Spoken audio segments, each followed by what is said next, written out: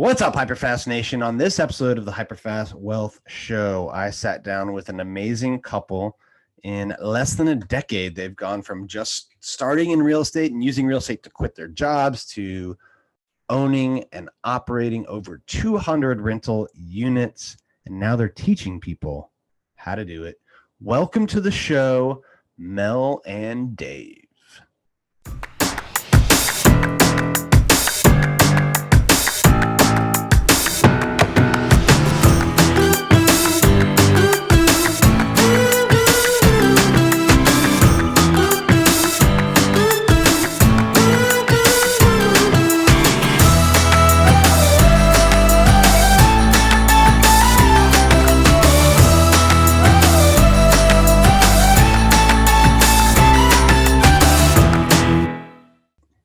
Welcome to the show today, Mel and Dave. How are you guys doing? We're great. How are you? Yeah, we're great. Thanks for having us. Good. What? Just so our listeners or people that are watching on YouTube get a overall picture here. Where are you guys located now? Yes, so we are Canadians. We're in North Bay, Ontario, Canada, which no one knows where that is, but everyone knows where Toronto is. So we're about 3 hours north of Toronto. 3 hours by car, right? By driving north? Correct, yeah. Correct, yeah, driving.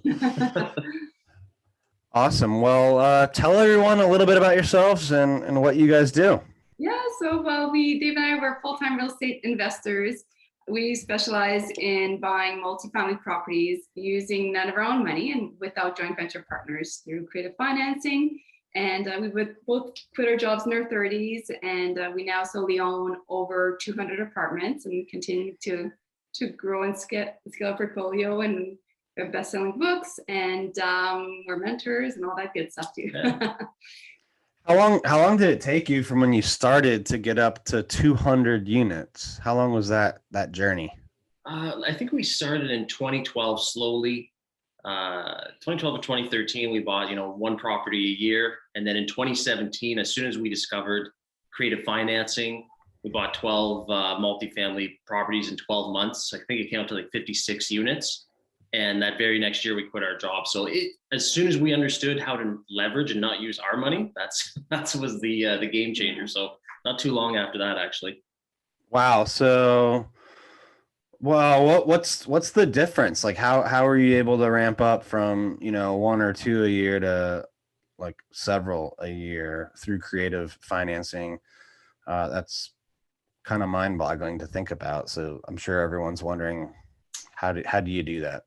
Yeah, no, and good question, Dan. And I'm sure you get it all the time. We get it as well. It's just, and everyone will think, well, you need a down payment. You can't get around that. And yes, absolutely, you need a down payment, but it doesn't need to be your money. Or another better way of saying that is the skin in the game doesn't necessarily need to be your skin in the game, right? Because you hear that all the time. And it also doesn't have to be a joint venture partner. Exactly. If yes. you choose not to go that route.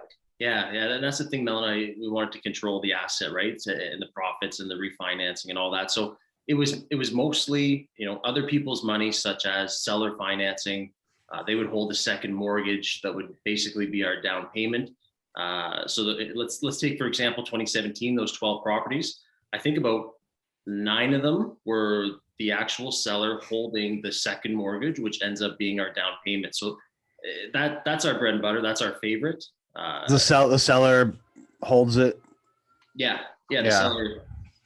And again, like I know in the States, there's they typically call it more carrybacks or seller financing. In Canada, it's more vendor take back or VTB. It all means the exact same thing, right? Where the seller's participating in the financing. But that was our game changer, was getting them to help us with the finance, the down payment, especially. Yeah. Wow. Yeah, that's I think that's going to happen more and more in the States anyway, because there's tax changes coming that might increase, what you have to pay when you sell on capital gains and potentially eliminating like the 1031 exchange in the US.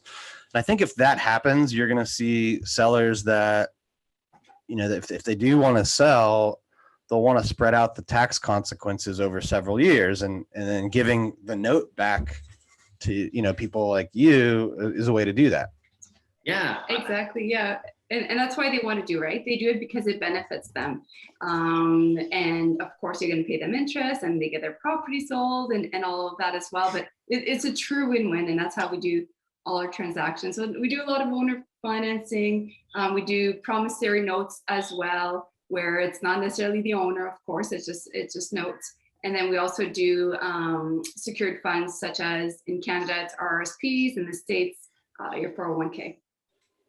What kind of terms do the sellers usually give you? Like, how much do you have to pay in interest? What kind of timeline do they give you on the loan or the carryback or whatever you call it?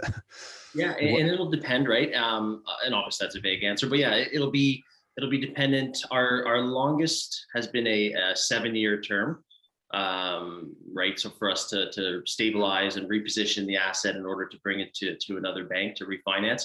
So that's been our longest term. We didn't actually need the 7-year term. We've had as short as, we always try and give ourselves at least a year, probably minimum 18 months. We had one that was a year, and then it's come to fruition in the 8-month mark. But and then in regards, we love interest only payments, especially for those short periods of time. I want to keep my cash flow high, so that interest only payment is very, very attractive. And honestly, we've had deals as low as 3% interest only. We've had some in the double digits. Honestly, Dan, it's just whatever the actual deal can support. And the ones that we've paid double digits, necessarily didn't want to. However, it was such a good deal and it made total sense on how we're going to pay them back. And the way we look at it is short-term, for lack of better wording, pain, right? No one wants to pay double digits, but then after you pay them back, you own the asset for the next 20, 30 years with none of your own money, and just making that infinite return on investment. So the terms is a big piece, but it's not the price, the interest rate is not a deal breaker for us. It's not the end all be all. It's just another piece of the puzzle with the deal. But we always have to look at bigger picture. So yes, of course, there's interest involved, but hey, bigger picture, if I end up paying higher interest than somebody else, but I'm able to get a huge lift or appreciation afterwards and get into the property using none of my own money, keep 100% of the cash flow, of the equity, of the appreciation, of the decision making, it just makes sense if the deal is a good deal. And are you usually refinancing, within a few years to pay off the sellers because the value goes up because you manage it better, or rents go up? Or exactly, you're bang on, Dan. So this is more like bridge loaning. It's just that short term until we get into that long term, a lender type financing. So exactly, short term financing. And how are you guys finding these deals? Yeah, so we it's a numbers game, and with real estate investing. So we look at lots of deals. We definitely work with an investor focused agent, and then we also find some off listed deals as well. So we will just analyze as many deals as we can to really find just the one that do make sense at 100% finance. The ones that where we would have our exit strategy, meaning how we're going to pay back the lenders as well. Is there anything in particular you have to do to, know who might be offering seller financing, or you just look for good deals and ask them? Like, how do you kind of identify sellers that might want to do this? And that's a great question. And I think people are too shy, to be honest. I know that sounds so simple, but any deal that I look at or any listing, and again, we're looking at the States all the time. I'm on LoopNet and Realtor.com, all that stuff. And any deal that I look at, that's my number one question. Can you send me the income and expenses? And is the seller open to creative financing, seller finance, anything like that? And then I just kind of test the waters, right? If they come back and the profit and loss, the P&L is awesome, and they still don't want to hold financing, then hey, I'll find another way. I'll get a private hard money lender. I'll find other other lenders to help me bridge that loan. But then if the seller says yes, bonus, right? Now they're going to participate in it. So that's another piece of the puzzle. But I just think people don't ask enough. And who cares if someone says no, right? You get a bunch of no's until you get a yes. And then when you get that yes, you're golden. So, and if the owner's not open to creative financing, if you find that good deal, the lenders will come. Once you find that good deal, people will be interested in there's lots of passive investors who do want to invest, and especially once if you create a social media and all those things as well, where you have a presence where they get to know, like, and trust you. We've just through our social media accounts, we've we've been able to connect with many of our lenders as well. Yeah, I was going to ask you if you ever do deals where the seller wouldn't do the financing, but you find a group of people that will, put in money for preferred equity or, some other way.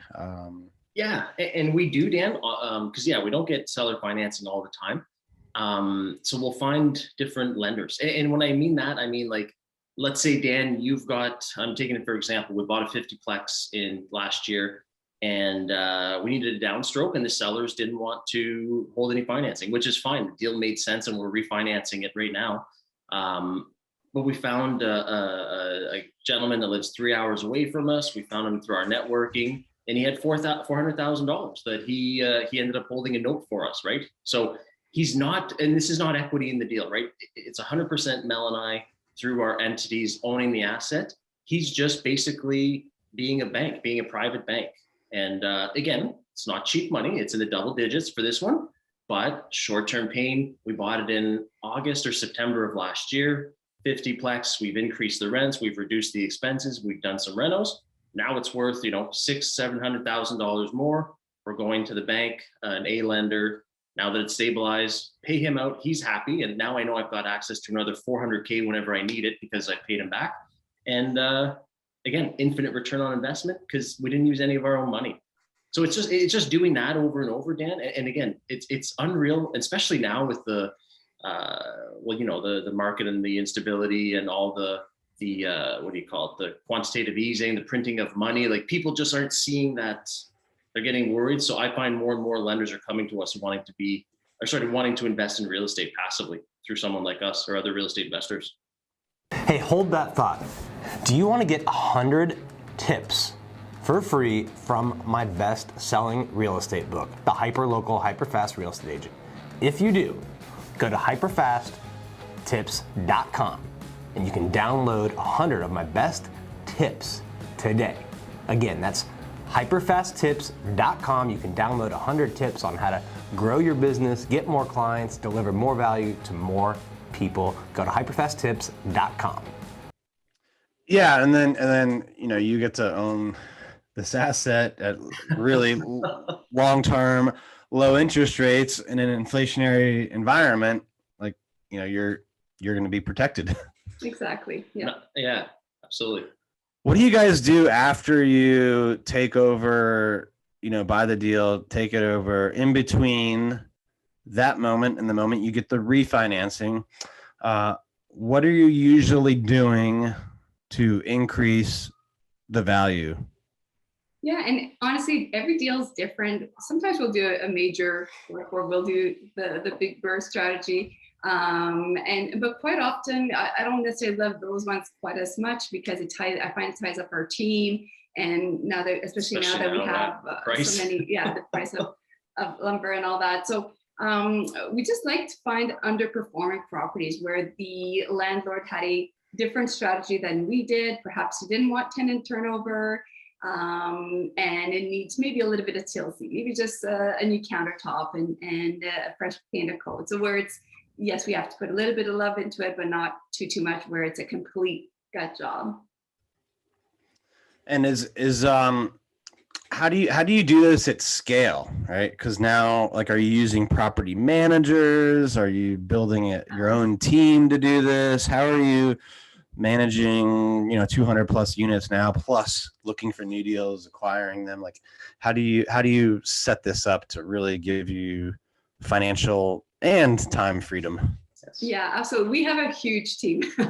So this is not Investor Mel, Dave is not just the two of us. We have a very amazing team behind us, everything from marketing to social media to property management to renovations to in-house financial controller, videographer. So we have a very large team that enables us to really focus our time on what we love. And what we love doing is the acquisitioning of new properties, finding those deals, and of course, spending time with those who are students through our mentoring program as well.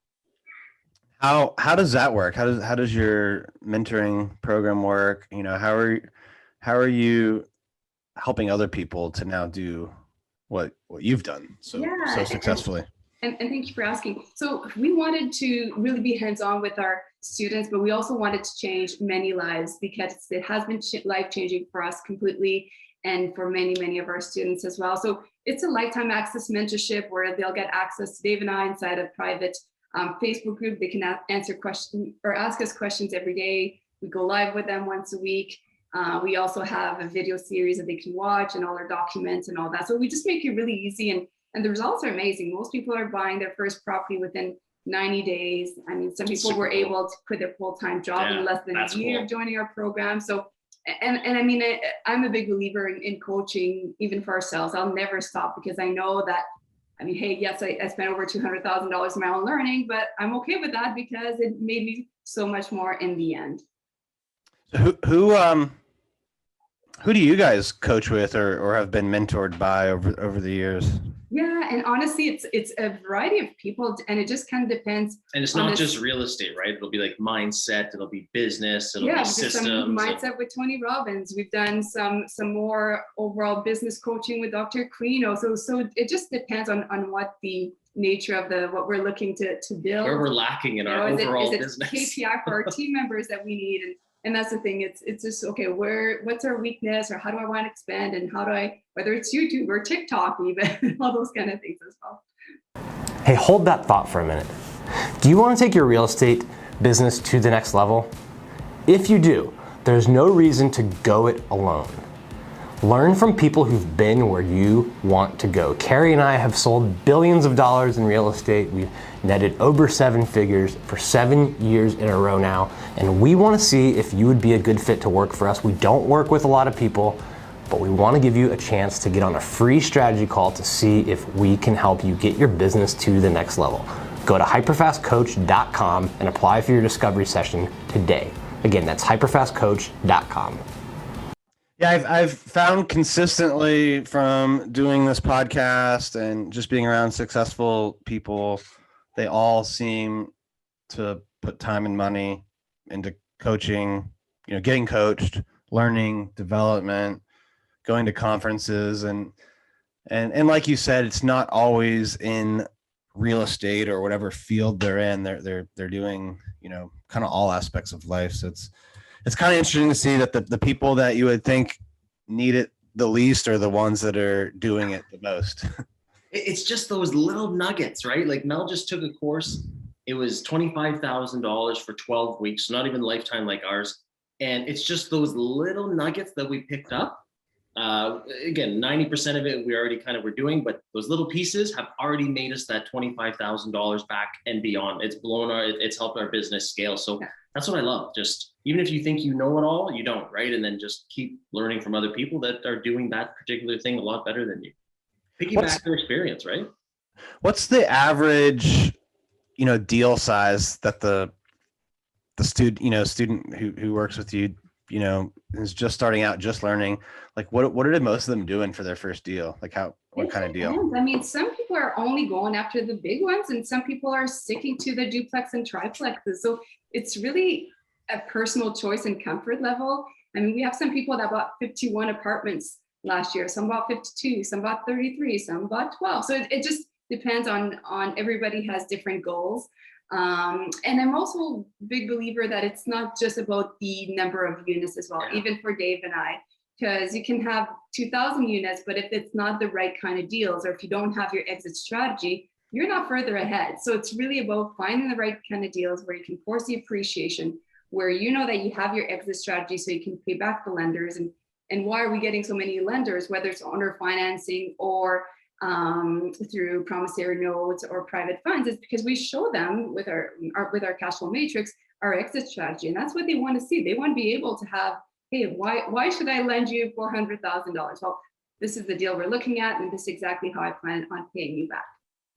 What kind of cap rates are you guys or your students looking at, or is that again kind of varied depending on people's goals? Yeah, and good question, Dan. And I was going to kind of piggyback on Mel's comment. I've seen people have in the 5 to 7 cap rates. Some of them are 4 cap rates.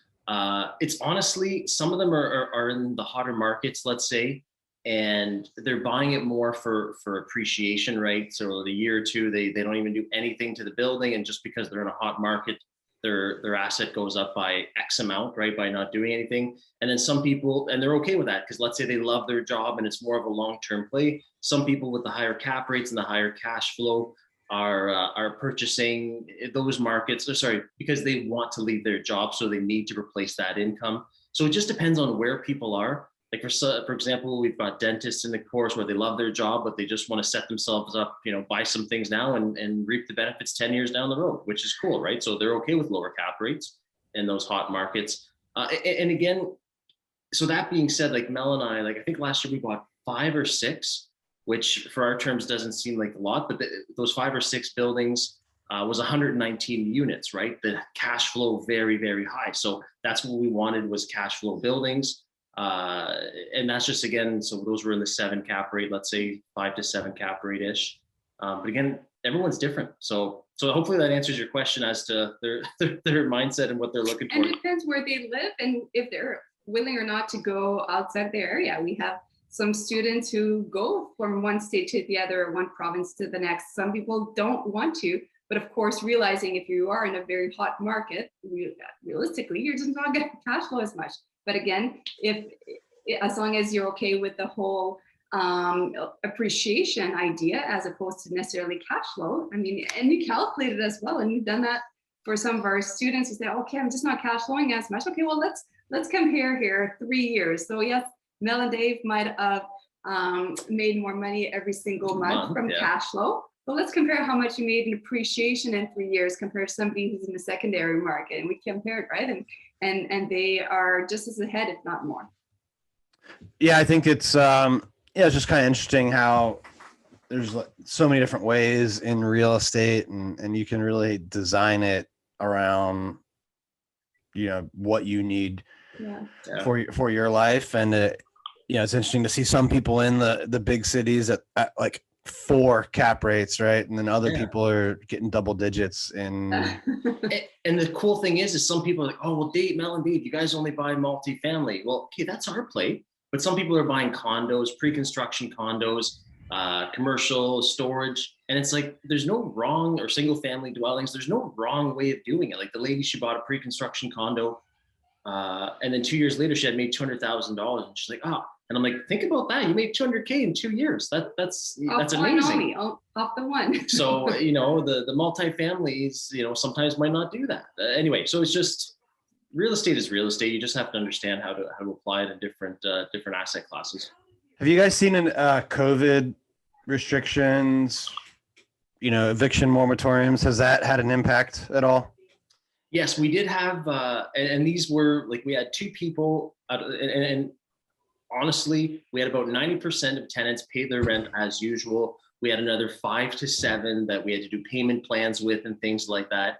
And then the other, 2 or 3%, whatever was left over, they weren't paying before COVID anyway, right? So last year when we had, from March, when they shut down the NBA and everything, we already had 2 people that weren't paying, and we're already in the process. So they got, they were laughing all the way to the bank until October, when they lifted the moratorium here. And then we evicted them with the sheriff, and now the moratorium's back. So it's just kind of playing, they're playing the game. The system is what it is.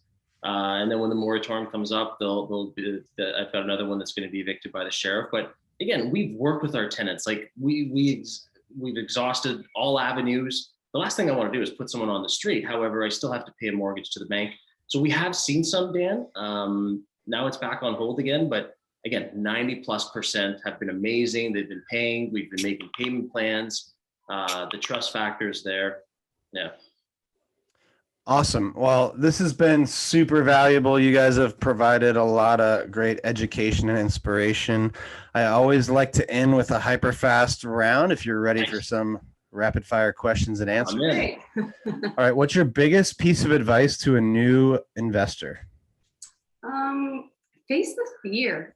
You're going to have some fear no matter what, because it's, how do I do that? Or do I have my exit strategy? Or do I have this? Or do I have that? And face the fear. You at some point get educated. The education, don't be educated and all that. Of course, do your due diligence, but you have to face the fear of the unknown to get different results. And that's probably number one reason why people don't ever achieve their goals in life, is because fear holds us back, getting uncomfortable, right? And I mean, you do. Our first property, we had fear. When we went from buying duplexes, triplexes to our first 17-plex, wow, okay, we're jumping fairly quick here.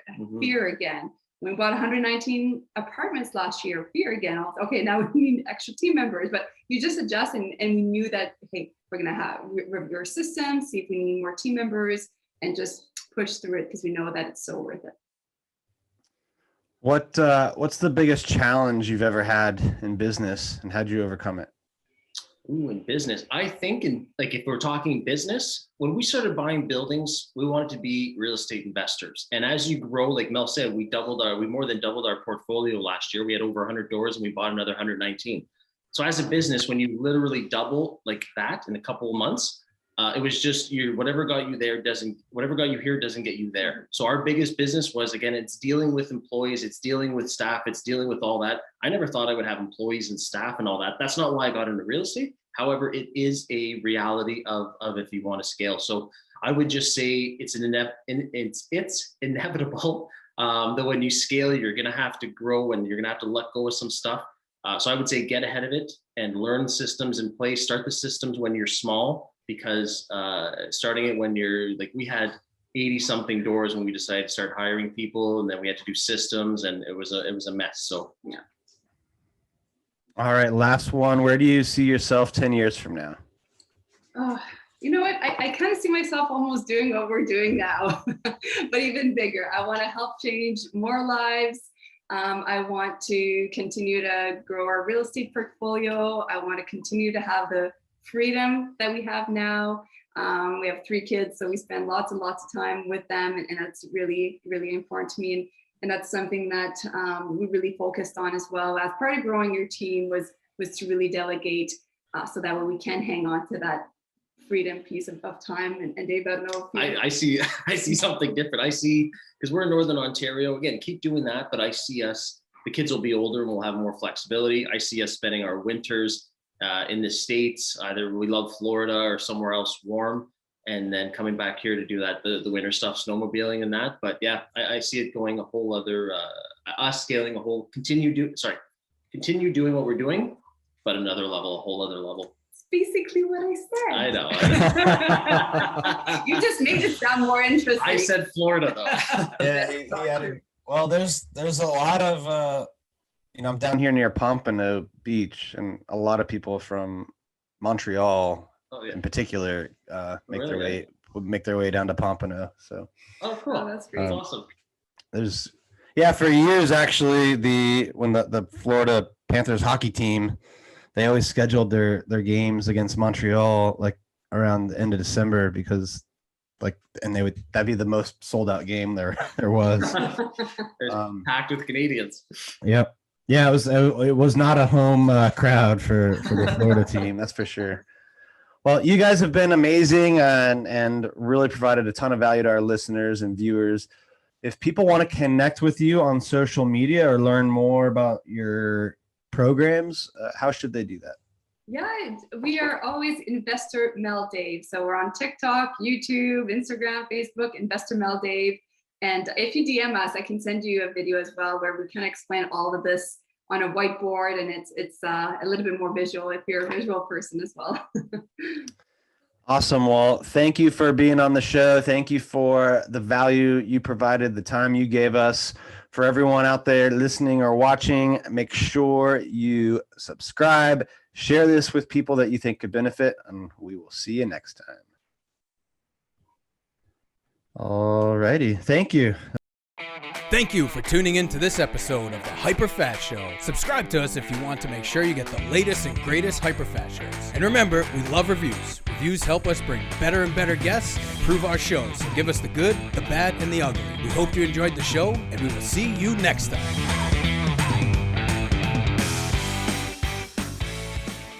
Hey guys, thanks for sticking around to the end. I hope you enjoyed that video, and if you want to see more, click right here.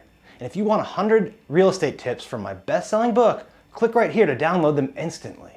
And if you're new to this channel, click below to subscribe and turn on post notifications so you don't miss out. and leave some comments about what you think on the videos.